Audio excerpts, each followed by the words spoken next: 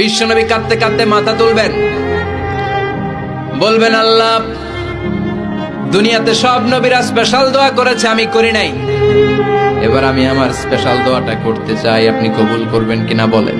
আল্লাহ বলবেন, নবী কি আপনার দোয়া বলেন?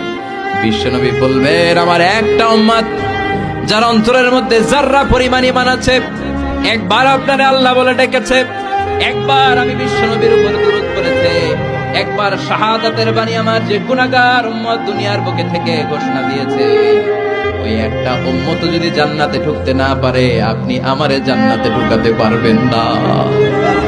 আল্লাহ বলবেন, সাল তুতা, সাল সাল তুতা, ওয়াশফা তুশাফা, শাফাত করেন নবী করেন, যার জন্য দোয়া করবেন আমি কবুল করে নেব।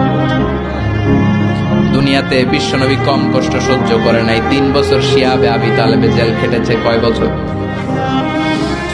দুর্ভিক্ষের বছরগুলোতে বিশ্বনবীর পেটে দানা পানি ছিল না। কলিজার টুকরা হাসান হুসাইন কই মাছের মতো ছটফট করেছে, জামিনে ক্ষুধার জ্বালায় বেহুশ হয়েছিল। বিশ্বনবী যদি ওই স্পেশাল দোয়াটা করতেন, জান্নাত থেকে খাবারের বস্তা পাঠিয়ে দিত কে? ওই দোয়া করছিলেন? জেলখানায় আল্লাহরে বলছিলেন, আল্লাহ স্পেশাল দোয়া করলাম, জেল থেকে মুক্ত করে দেন, করছিলেন? যুদ্ধের ময়দানে নিজের দাঁত ভেঙেছে, উহুদের ময়দান সাক্ষী, বিশ্বনবীর মুবারক রক্তে উহুদের ময়দান রঞ্জিত হয়েছে।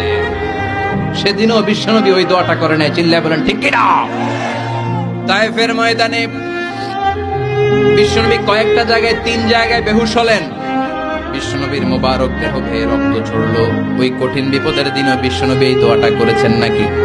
কথা বলেন।